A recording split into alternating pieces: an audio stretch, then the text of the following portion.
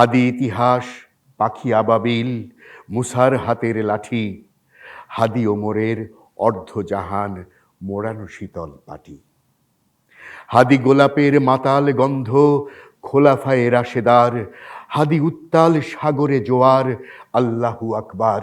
মেহেদী ভাই কেমন আছেন? আলহামদুলিল্লাহ মারজান, অনেক ভালো আছি। আমরা প্রথমে আপনার কাছে জানতে চাইবো মিথিলা অ্যালবামের কথা।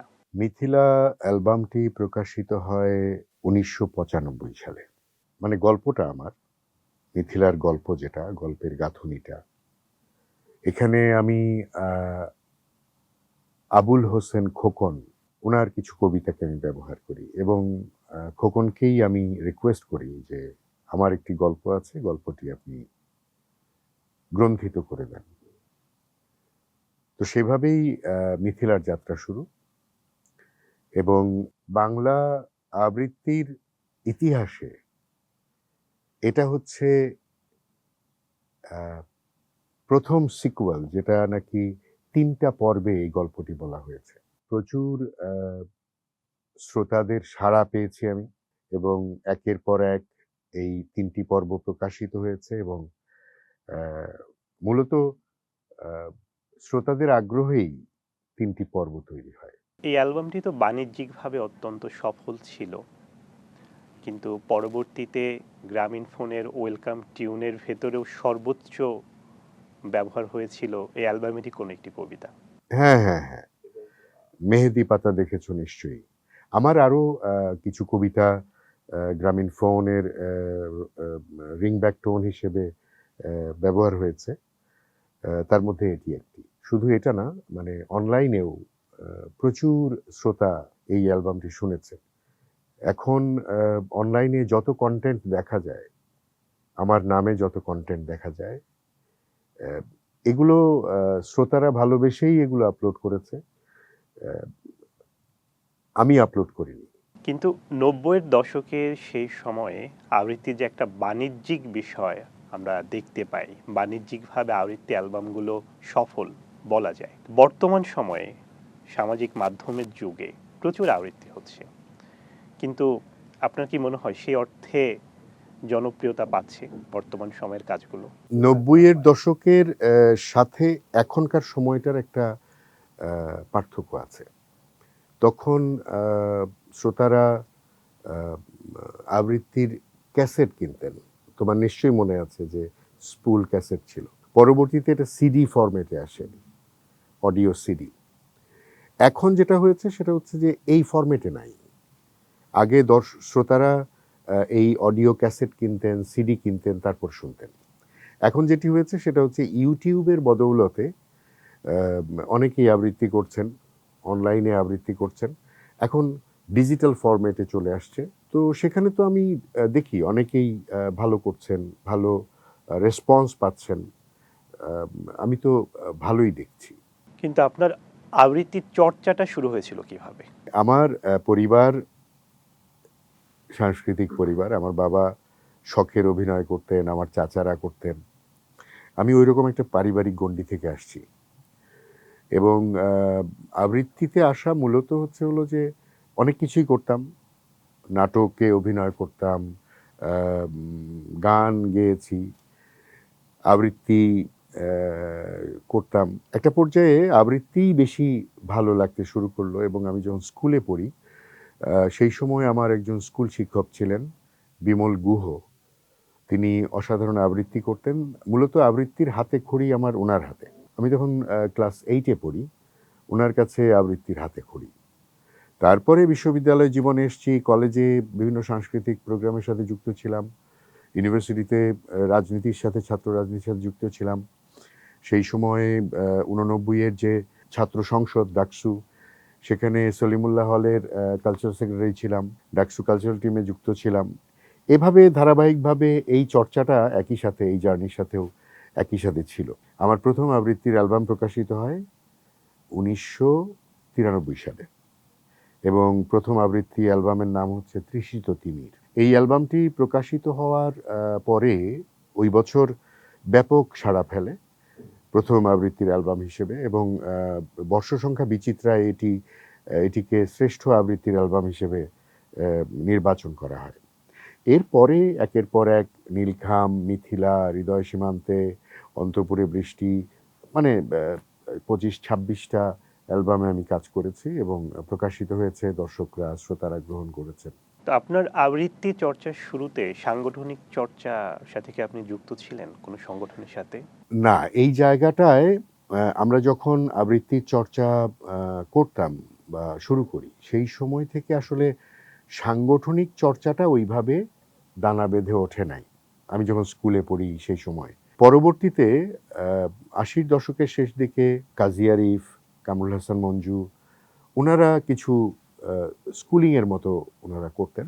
তারপরে ৯০ এর দশকে যখন ধীরে ধীরে স্বৈরাচার বিরোধী আন্দোলন দানা বেঁধে উঠতে শুরু করলো, আবৃত্তির সাংগঠনিক চর্চা বাড়তে শুরু করলো। কারণ হচ্ছে যে এটা সব জায়গায়ই হয়, যেখানে নাকি আন্দোলন সংগ্রাম এই বিষয়গুলো যখন জনমনে চলতে থাকে তখন শিল্পেরও একটা বিকাশ হয়। সে কারণে ৯০ এর দশকটা কিন্তু শিল্প, সংস্কৃতি, আবৃত্তি, চিত্রকলা, থিয়েটার সকল কিছুতেই, সাহিত্য সকল কিছুতেই একটা অবিশ্বাস্য রকম একটা উত্থান আমরা দেখেছি। বর্তমান সময়ে যে আমরা আবৃত্তি সংগঠনগুলো দেখতে পাই, সারা দেশ জুড়ে প্রায় ৩০০+ সংগঠন আছে। এই ধারার সংগঠনটা বেশি জরুরি নাকি স্কুলিং পদ্ধতিটা বেশি জরুরি? সেই সময় আবৃত্তি সমন্বয় পরিষদ এবং সম্মিলিত সাংস্কৃতিক জোট গঠিত হয়েছিল হচ্ছে স্বৈরাচার বিরোধী যে আন্দোলন, সেই আন্দোলনকে সাংস্কৃতিক জায়গা থেকে সাপোর্ট দেওয়ার জন্য, এবং সেভাবেই চর্চাগুলো হচ্ছিল। মূলত তখন লক্ষ্যটা ছিল যতটা না আবৃত্তি চর্চা, তার চেয়ে রাজনৈতিক লক্ষ্য ছিল বেশি। কিন্তু পরবর্তীতে এটি একটি বিশেষ দলের লেজুড়ে পরিণত হয়, যার প্রেক্ষিতে স্বাভাবিক যে চর্চাটি ছিল সেই চর্চাটিও তিরোহিত হয়। কিন্তু আমার বিশ্বাস, আমি বিশ্বাস করি এবং আমি মনে করি যে আবৃত্তি হচ্ছে একটি গুরুমুখী শিল্প এবং এটি একক শিল্প। এ পর্যন্ত যারা আবৃত্তিতে ভালো করেছেন, তুমি যদি লক্ষ্য করো দেখবা যে এরা প্রত্যেকেই নিজের চর্চা থেকে, নিজের চেষ্টা থেকে তারা এই জায়গাটাতে এসছেন। সংগঠনের মাধ্যমে বা সাংগঠনিক চর্চার মধ্য দিয়ে বড় শিল্পী, ভালো শিল্পী বেরিয়ে এসছেন, এটা সেরকম উল্লেখ করার মতো নাই। তাহলে ভাই আমরা এই পর্যায়ে একটি আবৃত্তি শুনবো। আবৃত্তি আমরা আমার খুব প্রিয় কবি আবুল হাসান, আবুল হাসানের একটি ছোট কবিতা দিয়ে শুরু করি। মৃত্যু আমাকে নেবে, জাতিসংঘ আমাকে নেবে না। আমি তাই নিরপেক্ষ মানুষের কাছে, কবিদের সুধী সমাবেশে আমার মৃত্যুর আগে বলে যেতে চাই, সুধীবৃন্দ ক্ষান্ত হন, গোলাপ ফুলের মতো শান্ত হন। কি লাভ যুদ্ধ করে, শত্রুতায় কি লাভ বলুন? আধিপত্যে এত লোভ, পত্রিকা তো কেবলই আপনাদের ক্ষয়ক্ষতি, ধ্বংস আর বিনাশের সংবাদে ভরপুর। মানুষ চাঁদে গেল, আমি ভালোবাসা পেলুম, পৃথিবীতে তবু হানাহানি থামল না। পৃথিবীতে তবু আমার মতন কেউ রাত জেগে নুলো ভিখিরির গান, দারিদ্র্যের এত অভিমান দেখল না। আমাদের জীবনের অর্ধেক সময় তো আমরা সঙ্গমে আর সন্তান উৎপাদনে শেষ করে দিলুম। সুধীবৃন্দ, তবু জীবনে কয়বার বলুন তো আমরা আমাদের কাছে বলতে পেরেছি ভালো আছি, খুব ভালো আছি? সারা পৃথিবীতে আধিপত্যবাদ, সাম্রাজ্যবাদের যে বিস্তার, সেই জায়গা থেকে আমরাও বিচ্ছিন্ন না। আমরা অনেককেই বলতে শুনি এই যে মুক্তিযুদ্ধ, মহান মুক্তিযুদ্ধ, সেই বিজয়ের পরেও, মুক্তিযুদ্ধের বিজয়ের পরেও আমরা মুক্তিযুদ্ধের যে সুফল সেটা ঘরে তুলতে পারিনি। ৯০ এর গণ অভ্যুত্থানের ভেতর দিয়ে আমরা গণতন্ত্রকে মুক্ত করেছিলাম, তারপরও পারিনি। ২৪-এর যে বিপ্লব এবং অভ্যুত্থান, সেটা বেহাত হয়ে গেল। কেন হলো? এই প্রশ্নটি কিন্তু সবার মধ্যেই আসছে। কিন্তু পৃথিবী জুড়ে যে আধিপত্যবাদের চর্চা, সেই আধিপত্যবাদের চর্চার বাইরে আমরা না। বাংলাদেশের ওপরও সাতচল্লিশের দেশভাগের পর থেকে সাংস্কৃতিক আধিপত্যবাদের মধ্য দিয়ে, সাংস্কৃতিক চর্চার মধ্য দিয়ে আধিপত্যকে প্রতিষ্ঠা করা হয়েছে। এবং সেই আধিপত্যের কারণেই আমাদের সংস্কৃতি কর্মী থেকে শুরু করে সাহিত্যিক, বুদ্ধিজীবীদের মস্তিষ্কের ভেতরে আধিপত্যবাদের দাসত্ব খুব কঠিনভাবে তাদের মধ্যে শিকড় গেড়ে বসে আছে। তারা মুক্ত চিন্তা করতে পারে না এবং আমাদের যে মাটির সংস্কৃতি, সেই সংস্কৃতি আমরা হারিয়ে ফেলেছি। আমাদের জারি সারি, মুর্শিদি, ভাটিয়ালি, লালন গীতি, এই যে সংস্কৃতি আমাদের ছিল, পুঁথিপাঠ ছিল, এগুলো এখন শোকেসে চলে গেছে। গণমাধ্যমে এগুলোর চর্চা নাই। আমরা নাগরিক একটা সংস্কৃতি তৈরি করছি এবং আমরা যেহেতু শিকড় হারিয়ে ফেলছি, সেজন্যেই আমাদের এই বিপর্যয়। আমরা আমাদের বিজয়কে, আমাদের অর্জনকে আমরা ধরে রাখতে পারছি না। অর্জন হওয়ার সাথে সাথে সেটা প্রতি বিপ্লবের মাধ্যমে সেটা হাতছাড়া হয়ে যাচ্ছে। এই আন্দোলন সময়ে আমার বেশ কিছু লেখা কবিতা আমি লিখেছি। তার একটি কবিতা শুনে। ফ্যাসিস্ট বিরোধী আন্দোলনের সময় সারা ঢাকা শহর বিভিন্ন জায়গায় ব্যারিকেড এবং পুলিশ, আর্মি, বিডিআর সন্দেহজনক যাকেই পাচ্ছে তাকেই বিভিন্নভাবে তল্লাশি করছে। এরকম একটি ঘটনার প্রেক্ষিতে এই কবিতাটি লেখা। কবিতার নাম ব্যারিকেড। অবরুদ্ধ শহরে পথে পথে ব্যারিকেড। বনানী 11 নম্বর পেরোতেই এক শান্তি আমার পথ আগলে দাঁড়ায়। কাঁধের ব্যাকপ্যাক থেকে একে একে বের করে আনে ভুল ঠিকানার কয়েকটি প্রেমপত্র, একগুচ্ছ বেলি, মুখোশের পরিচয়পত্র, একটি প্রতীক্ষার সকাল, আর তোমার ফিরিয়ে দেয়া নতমুখী সলজ্জ কিছু স্বাদ। সেই সাথে আবুল হাসান, শহীদ কাদরী এবং কালপুরুষকে। ব্যাগের 3 মহলা তন্ন তন্ন করে খুঁজল সে। আমায় সন্ত্রাসী সাব্যস্ত করতে বিপন্ন বিদ্রোহ, রক্তাক্ত বিক্ষোভ, বিধ্বংসী বিষাদ কিছুই পেল না খুঁজে। আমি নিরাপদ নিরীহের মতো 3 বহিমিয়ানকে সঙ্গে নিয়ে অবরুদ্ধ শহরে ঘুরে বেড়াই। বুকের অতলে তোমায় না পাওয়ার কষ্টগুলো এতদিনে পরিপক্ক গ্রেনেড, আমায় ফিরিয়ে দেয়ায় অভিমানগুলো ডিনামাইট। আর সীমাহীন শূন্যতা বারুদ মুখে কালাশনিকভের নল অদৃশ্য নিয়তির দিকে তাক করে ধ্বংসে ফেটে পড়ার জন্য উন্মুখ। আবুল হাসান প্রায়ই বলেন, তুমি ভালোবাসা পেলেও পৃথিবীতে হানাহানি থামবে না। শহীদ কাদরী মদের পেয়ালাতেই বেশি স্বস্তি পান। কালপুরুষ রোহিণীর জন্যে একটি আলাদা রাষ্ট্রের স্বপ্ন দেখেন। আর আমি তোমার জন্যে সাজিয়ে রাখি রাজহংসের প্রেম। সুন্দরীতমা, আমার কপালে বিষাদের ঘাম মুছে দিয়ে কান্তজিউর রাধার মতো নিটোল স্তনের উপত্যকায় ঢেলে দাও বিক্ষোভ নিবারী চন্দনের ঘ্রাণ। তোমার পালকের ভাঁজে শুষে নাও সমূহ সন্ত্রাস আমার, একটি দগ্ধ প্রাণ ঠাঁই পাক আঁচলের মায়ায়। তুমি আর কতকাল একটি আত্মহত্যার দর্শক হয়ে নির্লিপ্ত বসে থাকবে? অসাধারণ মেহেদী ভাই, আমি এতক্ষণ বুঁদ হয়েছিলাম আপনার কবিতায়, আপনার আবৃত্তিতে বুঁদ হয়েছি ঠিক ছোটবেলা থেকেই, কিন্তু আজকে কিছুটা সময় বুঁদ হয়েছিলাম আপনার কবিতায়ও। মেহেদী ভাই, এই পর্যায়ে আমি একটু অন্য প্রসঙ্গে যাব। আপনার আবৃত্তি চর্চার দীর্ঘ পথ চলা, কোনো উল্লেখযোগ্য স্মৃতি বা নস্টালজিয়া একটু শেয়ার করবেন আমাদের সাথে? আমি আসলে বাংলাদেশে আবৃত্তির শ্রোতা তৈরি করার জন্যে, আবৃত্তি যাতে সাধারণ মানুষের বোধগম্যতায় আসে, সেজন্য আমি কাজ করেছি। আমার কাজগুলো সেভাবেই হয়েছে। আমি গল্প বলেছি, গল্পের ভেতর দিয়ে আমি কবিতা শোনানোর চেষ্টা করেছি। আমি আবৃত্তি করেছি গতানুগতিক ধারার বাইরে যেয়ে, এবং নতুন কবিতা, নতুন বিষয় নিয়ে আমি কাজ করেছি। তো এই কাজগুলো করতে যেয়ে অনেক ঘটনাই আছে যেগুলো স্মৃতিতে খুবই উজ্জ্বল। ৯০-এর সেই উত্তাল সময়গুলোতে আমরা বিভিন্ন মঞ্চে আবৃত্তি করতাম। এরকম ঢাকার একটি মঞ্চে আবৃত্তি করার পরে একজন রিকশাওয়ালা এসে আমাকে ৫ টাকা উপহার দিলেন।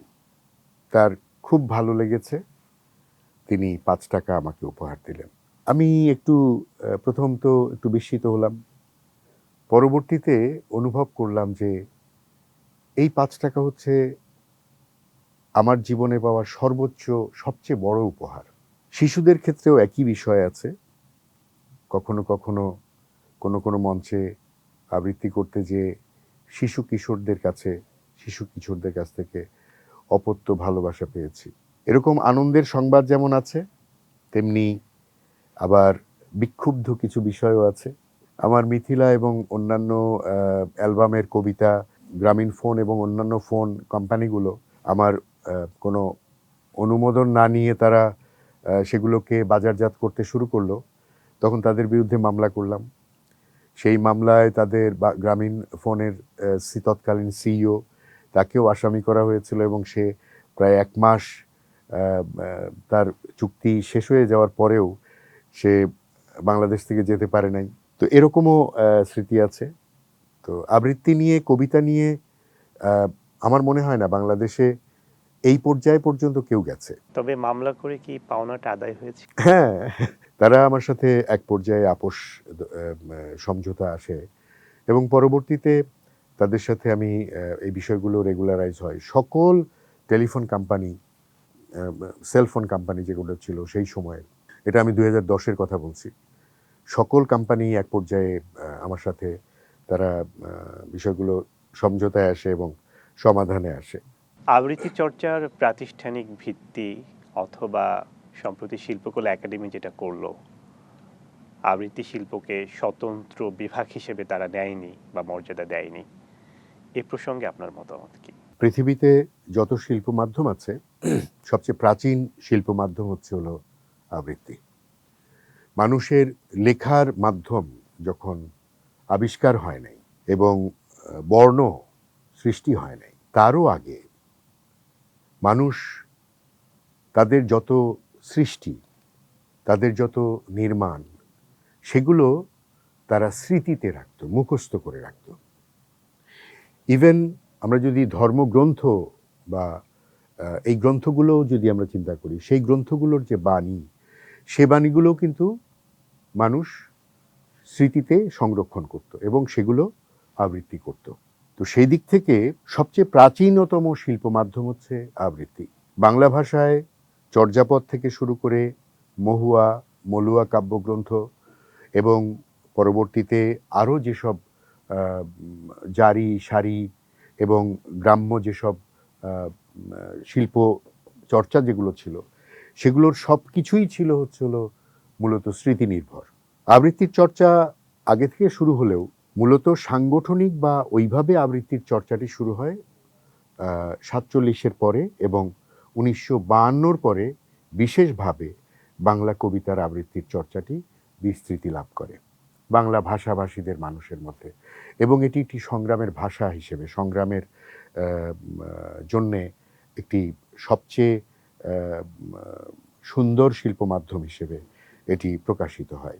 বাংলাদেশের শিল্পকলা একাডেমি কেন আবৃত্তিকে আলাদা শিল্প মাধ্যম হিসেবে এখনো গ্রহণ করছে না, আমি মনে করি এটা তাদের দৈন্যতা। তারা যদি না করে, তাহলে আমি মনে করি যে শিল্পকেই তারা আসলে ধারণ করতে পারেনি। আমাদের যে মাটির সংস্কৃতি, তুমি কি বলতে পারো যে শিল্পকলার এই জায়গাটায় মাটির সংস্কৃতির কোনো স্থান আছে? স্থান তারা দিয়েছে আলাদাভাবে? তাহলে কবিতা নিয়ে আমরা কথা বলছি, আবৃত্তি নিয়ে কথা বলছি, আমরা তাদের মেধা ও মননের জায়গাটিকে আমরা প্রশ্নবিদ্ধ করতেই পারি। গত ১৬ বছর তারা আসলে কি করেছে, কোন জায়গাটায় তাদের কন্ট্রিবিউশন আছে? বরং এই ফ্যাসিবাদ বিরোধী যে ন্যারেটিভ, সেই ন্যারেটিভকে তারা প্রচার করেছে দেশব্যাপী। সেই ন্যারেটিভ প্রচারকারীদেরকে তারা অর্থ সংস্থান করেছে, টাকা দিয়েছে। আজকে বাংলাদেশের প্রকৃত সংস্কৃতি যেটা, নিজস্ব সংস্কৃতি যেটা, তার জন্যে কোনো আলাদা বিভাগ নেই। সেটা নিয়েও প্রশ্ন তোলা উচিত, শুধু আবৃত্তি নিয়ে না। তো আমি মনে করি যে শিল্পকলা একাডেমির বোধোদয় ঘটবে এবং এই বিষয়ক যারা দায়িত্বপূর্ণ ব্যক্তি আছেন, আমি মনে করি তারা অনেক জ্ঞানী মানুষ, তারা বিষয়গুলোকে বুঝবেন এবং বুঝে তাদের যদি কোনো ভুল হয়ে থাকে সেটাকে তারা সংশোধন করবেন। আরেকটি বিষয় মেহেদী ভাই, আমরা দেখেছি গত ৩০-৩৫ বছরে ৯০ দশকের পর থেকে বাংলাদেশে আবৃত্তি সংগঠনের সংখ্যা বেড়েছে এবং আবৃত্তি কর্মী বলি বা শিক্ষার্থী বলি তাদের সংখ্যাও বেড়েছে। কিন্তু এই ৩৫ বছরে শিমুল মুস্তফা, মেহেদী হাসানের পরে তৃতীয় কেউ আর আসেনি। আমি এই জায়গাটায় একটু তোমার সাথে দ্বিমত পোষণ করছি। আমি তরুণদের মধ্যে অনেক সম্ভাবনা দেখছি। হ্যাঁ, শিমুল ভাই, আমাদের ওই সময়কার যে জেনারেশন আছে সেই জেনারেশনে আমরা কয়েকজন আমরা কাজ করেছি, কিন্তু তারপর মাঝখানে একটা বিশাল ভ্যাকুয়াম। তুমি এটা বলতে পারো যে এর মাঝখানে কেন উল্লেখযোগ্য আবৃত্তি শিল্পী বেরিয়ে আসলো না। দেখো, গত 16 বছর 20 বছর আসলে আবৃত্তি চর্চা হয় নাই। এখানে হয়েছে আবৃত্তির রাজনীতি, এখানে হয়েছে আবৃত্তির রাজনীতি। আমরা ন্যারেটিভ তৈরি করে দিয়েছি স্বৈরাচারের জন্য, ফ্যাসিস্টের জন্য, ফ্যাসিস্টের গান, ফ্যাসিস্টের গল্প আমরা করেছি। তো সেখানে শিল্পী বেরোবে কিভাবে? যে শিল্পী মিথ্যাকে ধারণ করে, যে শিল্পী সত্যকে ধারণ করতে পারে না, সে কখনো শিল্পী হয়ে উঠতে পারে না। আমরা তো মুক্তিযুদ্ধের পর থেকে মিথ্যা ন্যারেটিভ শুনতে শুনতে শুনতে শুনতে মুক্তিযুদ্ধের প্রকৃত ইতিহাসই আমাদের প্রজন্ম জানে না, অনেকেই জানে না। আমরা ব্যক্তি পূজা করতে করতে এমন একটা জায়গায় নিয়ে গেছি যে প্রকৃত অর্থে যারা সাধারণ প্রকৃত মুক্তিযোদ্ধা ছিল তারা বিস্মৃত হয়ে গেছে। যারা মুক্তিযুদ্ধের নেতৃত্ব দিয়েছিলেন তারা বিস্মৃত হয়ে গেছেন। মুক্তিযুদ্ধের প্রকৃত ইতিহাস বিস্মৃত হয়ে গেছে। তো যেখানে সত্য থাকবে না, আমরা এখন তুমি লক্ষ্য করবা যে ৭১কে কখনো ২৪-এর মুখোমুখি করা হয়। ৭১ থাকবে না, ২৪ এই হচ্ছে সেই হচ্ছে। এটা তো একটা ধারাবাহিকতা। ৪৭ থেকে ২৪ পর্যন্ত এটা একটা ধারাবাহিকতা, দীর্ঘ আন্দোলন সংগ্রামের ধারাবাহিক, এবং এই ধারা চলবেই, সামনেও আরো সংগ্রাম হবে। আমাদের যে বেহাত বিপ্লব ২৪, এটা যতক্ষণ পূর্ণ না হচ্ছে বিপ্লব আবার হবে, বিপ্লব হবেই। হাদির মতো যারা আত্মত্যাগ করেছে, যাদেরকে হত্যা করা হয়েছে, হাদি তো সত্য কথা বলেছে, দিল্লির আধিপত্যবাদের বিরুদ্ধে কথা বলেছে, যে কারণে তাকে হত্যা করা হলো। সে ফ্যাসিজমের বিরুদ্ধে কথা বলেছে, যে জন্য তাকে হত্যা করা হয়েছে।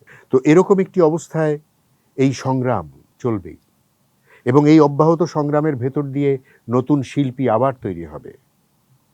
বিগত সময়ে হয় নাই, কারণ হচ্ছে মিথ্যার পূজা দিয়ে শিল্পী হয় না, শিল্প হয় না, সেজন্য হয়নি। তাহলে আমরা আরেকটি আবৃত্তি শুনবো। হাদিকে নিয়ে একটি বিখ্যাত লেখা আছে, জিয়া হক লিখেছে, এবং এটি একটি গীতি কবিতা, এবং প্রচুর মানুষ এই কবিতাটি শুনেছে। আমি সেটি আবৃত্তি করছি।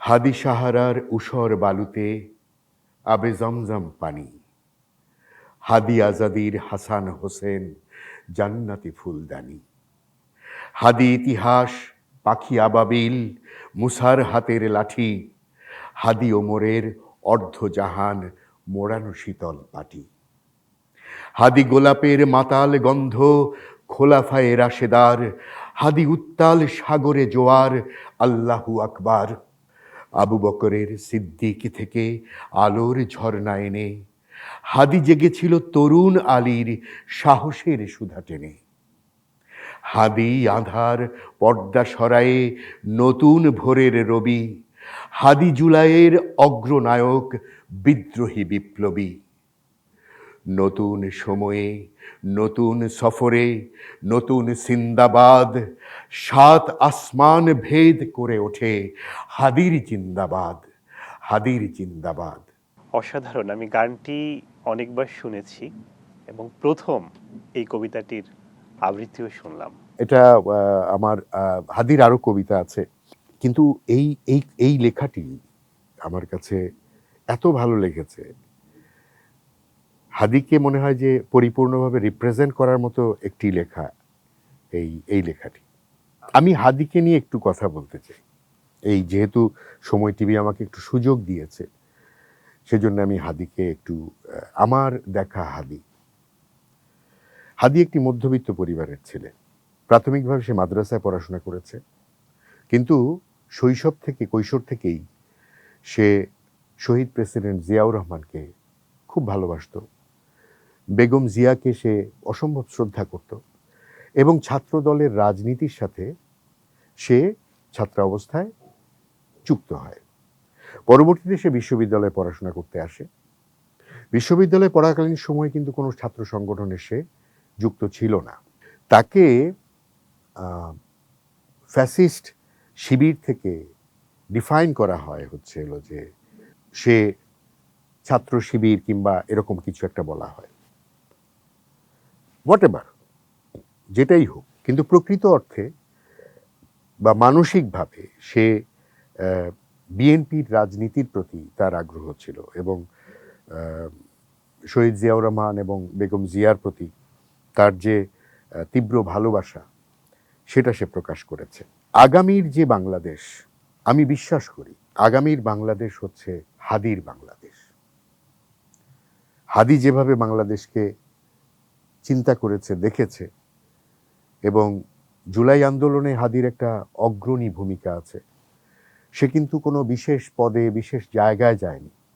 সে একটি সাংস্কৃতিক কেন্দ্র তৈরি করেছিল। সে বুঝেছিল যে রাজনীতি সংস্কৃতিকে তৈরি করে না, সংস্কৃতি রাজনীতিকে তৈরি করতে হবে। বাংলাদেশের প্রথম প্রয়োজন হলো সাংস্কৃতিক পরিশুদ্ধি, প্রকৃত সংস্কৃতির যে চর্চা সেটিকে আনয়ন করা। সেই জন্য সে ইনকিলাব মঞ্চ তৈরি করেছিল এবং ইনকিলাব মঞ্চের মাধ্যমে সারা দেশের সাংস্কৃতিক আন্দোলনে তথা রাজনৈতিক ক্ষেত্রে তার যে মতবাদ, সেটাকে সে প্রকাশ করার চেষ্টা করেছে। এবং বাংলাদেশের তরুণরা যে মৃত্যুকে ভয় পায় না, সংগ্রামের জন্য যে বুক চিতিয়ে দাঁড়াতে পারে এবং সামনেও দাঁড়াবে, ভবিষ্যতেও দাঁড়াবে, সেটি হাদি শিখিয়ে গেছে। আমরা একটু অন্য প্রসঙ্গে যাচ্ছি, যেহেতু হাদির কথা উঠে আসলো। হাদির মতো আপনি কি তরুণ আবৃত্তি শিল্পীদের নিয়ে কোনো চিন্তা করছেন কিনা, কোনো ভাবনা আছে কিনা, বা কোনো কাজ করছেন কিনা? হাদি যেমন তরুণদের নিয়ে ইনকিলাব কালচারাল সেন্টার তৈরি করেছিল, বা আপনি এমন কিছু করার চিন্তা ভাবনা আপনার আছে কিনা? হাদি লেখালেখি করত, হাদি আবৃত্তিও করত। আমার কাছে মনে হয় যে কাজী নজরুল ইসলামের বিদ্রোহী কবিতাটি ইতিপূর্বে যারাই আবৃত্তি করেছেন, হাদির কণ্ঠে সেটা প্রকৃত যে আবৃত্তি, প্রকৃত উচ্চারণ হয়েছে। কারণ একজন বিপ্লবীর কণ্ঠে বিদ্রোহী কবিতা। হাদি ছিল একজন বিপ্লবী, তার কণ্ঠে বিদ্রোহী যেভাবে উচ্চারিত হয়েছে, আমরা যারা আবৃত্তি করি আমাদের এইটুকুন সক্ষমতা নাই হাদির মতো করে একেবারে প্রাণ থেকে উচ্চারণ করা, যেটাকে বিলিভ করে, সে বিশ্বাস করে, সেইভাবে উচ্চারণ করেছে। কাজী নজরুল ইসলামের এই কবিতাটি কাজী নজরুল ইসলামের লেখার মাধ্যমে যেমন এটি একটি অমর সৃষ্টি, একইভাবে হাদির উচ্চারণে সেটি প্রকৃত অর্থেই প্রাণ পেয়েছে। আর তুমি যে প্রশ্নটি করলা, সেটার জবাবে বলছি, আমরা কিন্তু এমন একটি সময়ের ভেতর দিয়ে যাচ্ছি যেখানে এই যে 24-এর বিপ্লব, সেখানকার আত্মত্যাগ, কত হাজার, প্রায় 2000 শিশু কিশোরদেরকে হত্যা করা হয়েছে এবং হাজার হাজার আহত এখনো আছে। এদের সাথে কিন্তু অলরেডি আমরা একটা বেইমানি করে ফেলছি। প্রতি বিপ্লব হয়ে গেছে। বিপ্লবের পরপরই আমাদের যে বিপ্লবের আকাঙ্ক্ষা যেটা ছিল, সেই আকাঙ্ক্ষাটি আমরা ধরে রাখতে পারিনি এবং বিরোধী শিবির, বিশেষত ফ্যাসিস্টদের যে বৃত্ত, সাংস্কৃতিক বৃত্ত, সাহিত্যের বৃত্ত, সেই বৃত্তের শৃগালেরা গর্ত থেকে উকি দিচ্ছে। এক জায়গায় যদি কেউ হুক্কা হুয়া করে, আরেক জায়গা থেকে দল বেঁধে আবার হুক্কা হুয়া করে উঠতে। আবদুল্লাহ আবু সাঈদের যে বক্তব্য সেটাই আমি রিপিট করলাম। এখন বিষয়টা যেটা হয়েছে সেটা হচ্ছে যে এর মধ্যে আমরা জুলাই পরবর্তী সময়ে আবৃত্তি ফেডারেশন গঠন করেছি বাংলাদেশ আবৃত্তি শিল্পীদের নিয়ে। এখানে যেমন সাংগঠনিক চর্চার একটি প্ল্যাটফর্ম তৈরি করা হয়েছে, একই সাথে একক আবৃত্তি শিল্পীদেরকে আমরা অ্যাকোমোডেট করেছি এবং আমরা আহ্বান জানিয়েছি বাংলাদেশে জুলাই বিপ্লবের সাথে যারা একাত্ম প্রকাশ করেন, যারা ৭১-এর পক্ষে, জুলাইয়ের পক্ষে, ৯০-এর পক্ষে, ৪৭-এর পক্ষে, তাদেরকে আমরা আহ্বান জানিয়েছি এই প্ল্যাটফর্মে যুক্ত হওয়ার জন্য, মানুষের পক্ষে কথা বলার জন্য, মানুষের কবিতা আবৃত্তি করার জন্য। ইতোমধ্যে আমরা বেশ কিছু অনুষ্ঠান করেছি, সামনে আরও অনুষ্ঠানের পরিকল্পনা আমাদের আছে এবং আমরা মানুষের কাছ থেকে, আমাদের আবৃত্তি শিল্পীদের কাছ থেকে যে বিপুল পরিমাণ সাড়া পাচ্ছি, আমার বিশ্বাস যে আবৃত্তি শিল্পীরা যারা এই জুলাই আন্দোলনের সাথে যুক্ত হয়েছিল তাদের জন্যে, তাদের অগ্রযাত্রাকে, তাদের চিন্তা চেষ্টাকে এগিয়ে নিয়ে যাওয়ার জন্যে বাংলাদেশ আবৃত্তি ফেডারেশন কাজ করবে এবং আমার বিশ্বাস যে সামনে আমরা অনেক ভালো ভালো শিল্পীকে পাবো। এ পর্যায়ে আপনার লেখার একটি কবিতার আবৃত্তি শুনব। আমাদের বীর উত্তম জিয়াউর রহমানকে নিয়ে একটি লেখা। এই কবিতাটির নামই আমি দিয়েছি বীর উত্তম জিয়াউর রহমান। সচরাচর যেভাবে তিনি অরক্ষিত রণাঙ্গন ছেড়ে যেতেন, সেভাবেই রাতের আঁধারে এরিনমোর পাইপ, বাড়তি চশমা, মোজা জোড়া, বাক্স পেট্রায় প্রিয় সকল গুছিয়ে নিয়ে স্বেচ্ছায় আত্মসমর্পণ করলেন। যেন তার অন্তর্ধানই ছিল সিগন্যাল। অতঃপর নেমে এলো মৃত্যুর বিভীষিকা। ২৫শে মার্চের কাল রাত, রাজপথে ছোপ ছোপ আধার চিড়ে, বৃষ্টির মতো বুলেট বর্ষণে, পিলখানায়, রাজার বাগে, ঢাকা বিশ্ববিদ্যালয়ের হলে, করিডোরে, পড়ার টেবিলে ঝরে পড়ল পাখির মতো প্রাণ। পৌষের প্রান্তরে বৃক্ষের মতো স্তম্ভিত, ভয়ে জুবুথুবু দিশাহীন মানুষ বুকের মধ্যে দাবানল নিয়ে যেন ইসরাফিলের সিঙ্গার ফুৎকারের প্রতীক্ষায়। ইতিহাসে কিছু মোড় থাকে, থাকে কিছু মাহেন্দ্র ক্ষণ। সেই ক্ষণে নায়ক এসে দাঁড়ায় ক্রান্তিকারীর ভূমিকা নিয়ে। বালুরঘাট বেতারে শোনা গেল এক ফরমান, আমি জিয়াউর রহমান। যেন এক মহাজাগতিক কণ্ঠস্বর, কণ্ঠ হতে কর্ণে, কর্ণ হতে মর্মে সঞ্চার করে রক্তের প্লাবন। যে প্লাবনে বিপ্লবের আগুন দাউ দাউ জ্বলে।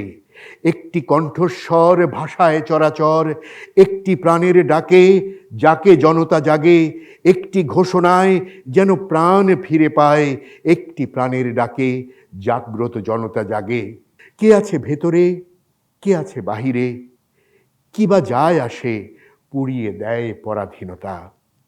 আসে দেশ, মানুষের স্বাধীনতা। অসাধারণ।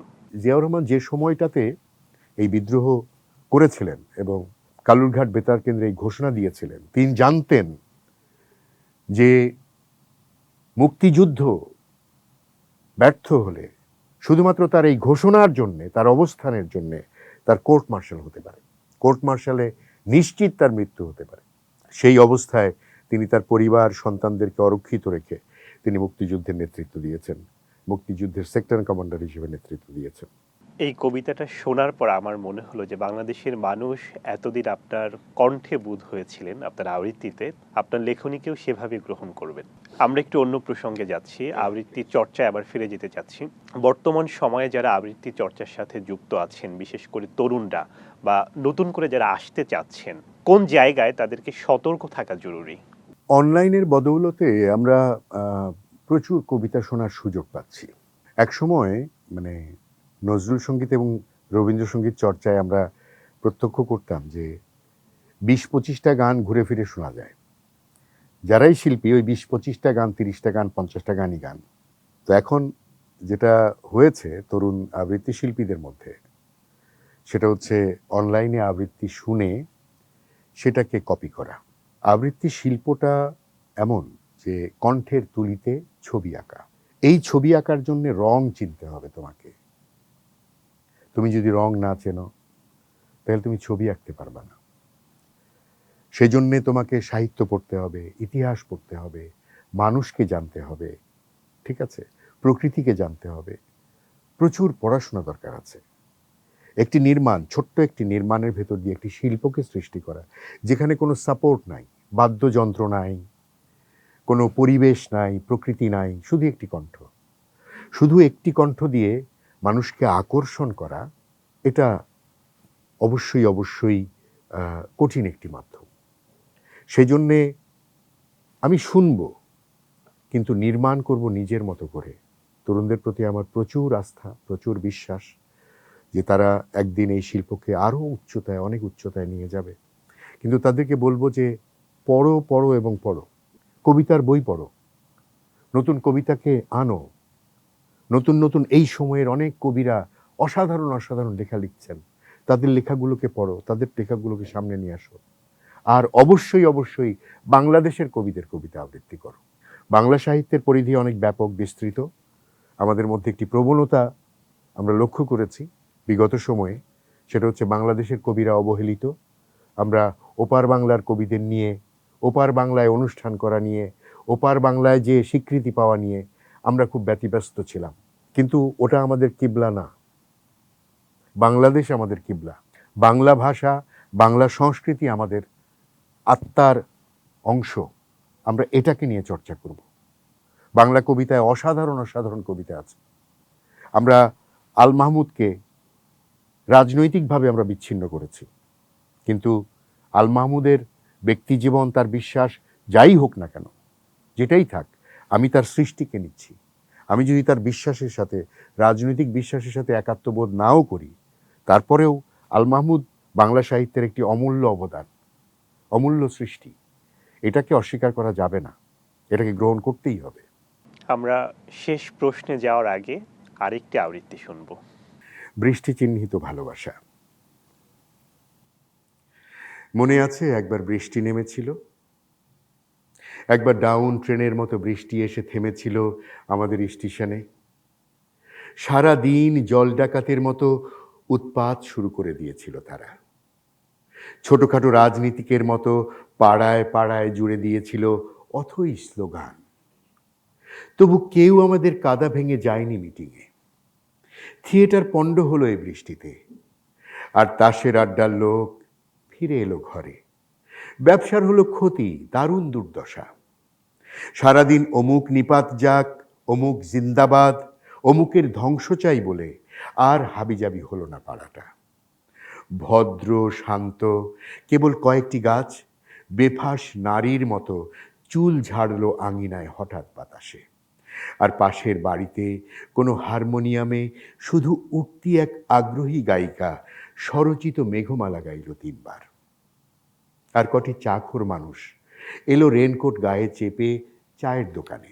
তাদের স্বভাব সিদ্ধ গলা থেকে শোনা গেল, কি করি বলুন দেখি, দাঁত পড়ে যাচ্ছে তবু মাইনেটা বাড়ছে না, ডাক্তারের কাছে যাই তবু শুধু বাড়ছেই, ক্রমাগত বাড়ছেই, হৃদরোগ, চোখের অসুখ।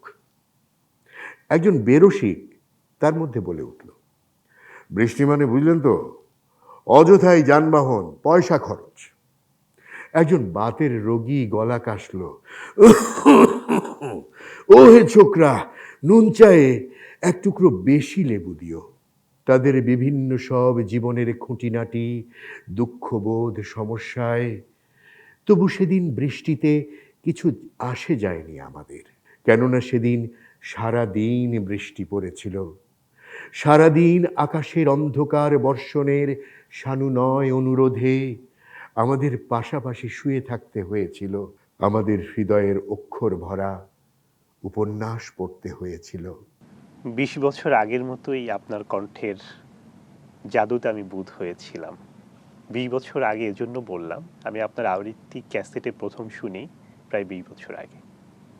তখন হয়তো আমি হাই স্কুলে পড়ি। মেহেদী ভাই, শেষ প্রশ্নটা করব আপনার কাছে, সেটা হচ্ছে সঙ্গীত, অভিনয় এর মতো আবৃত্তিকে পেশা হিসেবে নেওয়ার সম্ভাবনা কতটুকু? অবশ্যই সম্ভাবনা আছে। সঙ্গীতে যেমন পেশা হিসেবে বা অভিনয়কে যেমন পেশা হিসেবে শিল্পীরা বাংলাদেশে অনেকেই নিয়েছেন, আমার জানা মতো বাংলাদেশেও দু তিনজন আছেন, তারা শুধুমাত্র আবৃত্তিকেই উপজীব্য করে তাদের জীবিকা নির্বাহ করছেন, যদিও বিষয়টি অত্যন্ত চ্যালেঞ্জিং।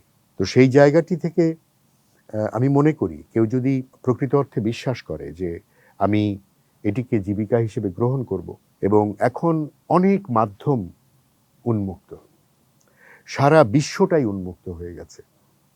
আবৃত্তি যদি তুমি এখন শেখাতে চাও, তুমি আমেরিকায় স্টুডেন্ট পাবে, আফ্রিকায় স্টুডেন্ট পাবে বাংলা ভাষাভাষী, ইউরোপে স্টুডেন্ট পাবে, অস্ট্রেলিয়ায় স্টুডেন্ট পাবে, অনেক প্রবাসী আছেন যাদের সন্তানদের নিয়ে তারা আসলে খুবই বিব্রত, যারা বাংলা ভাষা শিখছে না, তারা শেখাতে চান কিন্তু শেখাতে পারছেন না। অনেক মানুষ আছে যারা শুধু ঢাকায় না, দেশের বিভিন্ন প্রান্তে আছে, তাদেরকে তুমি অনলাইনে আবৃত্তি শেখাতে পারো, স্কুল করতে পারো, জীবিকা নির্বাহের জন্যে একেবারে প্রফেশনালি আবৃত্তি করতে পারো। আর আমি আবৃত্তি শিল্পীদের বলবো যে আপনারা অবশ্যই অবশ্যই সম্মানী ছাড়া আবৃত্তি করবেন না। শুধু এক পেয়ালা চা খাওয়ালো আর হেসে দুটো কথা বলল, আপনাকে বিদায় করে দিল, এই চর্চাটি বাদ দিন। নিজের চর্চা নিজে করুন, কিন্তু এভাবে নিজেকে এবং শিল্পকে অসম্মানিত করবেন না। হয়তোবা যারা আয়োজন করছে তাদের সামর্থ্য নেই, সেক্ষেত্রেও টোকেন হলেও কিছু আপনি অবশ্যই অবশ্যই গ্রহণ করুন। পেশাদারিত্ব এভাবেই তৈরি হয় এবং এটা ধরে রাখতে হবে। তবে একটি বিষয় আমি বলবো, যারা অকবি তাদের কবিতা আবৃত্তি করে পয়সা নেয়া, এটাকে আমি সমর্থন করি না। আবৃত্তি শিল্পীদের একটি দায়িত্ব আছে। তারা অকবিদের অকবিতা আবৃত্তি করে প্রকৃত অর্থে যেগুলো কবিতা, সেই কবিতাকে আমরা অসম্মান করি। যারা গুণী কবি তাদেরকে অসম্মান করি। সেই দিকটি অবশ্যই অবশ্যই আমাদের আবৃত্তি শিল্পীদের দায়িত্বের মধ্যে পড়ে। সময় টেলিভিশনের সেটে এসে সময় দেওয়ার জন্য মেহেদী ভাইকে অসংখ্য ধন্যবাদ। ধন্যবাদ তোমাকেও। সেই সাথে এতক্ষণ ধরে দর্শক শ্রোতা যারা আমাকে শুনলেন এবং ক্যামেরার পেছনে যারা আছেন এবং এই অনুষ্ঠান ধারণ প্রক্রিয়ার সাথে যারা জড়িত আছেন, সময় টিভিকে বিশেষত আমি ধন্যবাদ জানাচ্ছি, আমার কৃতজ্ঞতা জানাচ্ছি। প্রিয় দর্শক, এতক্ষণ আমরা কথা, কবিতা এবং আবৃত্তি শুনলাম জনপ্রিয় আবৃত্তি শিল্পী মেহেদী হাসানের কণ্ঠে। আশা করি আপনাদের ভালো লেগেছে। যে যেখানে আছেন ভালো থাকবেন, সুস্থ থাকবেন, নিরাপদে থাকবেন এবং সময় টেলিভিশনের সঙ্গেই থাকবেন।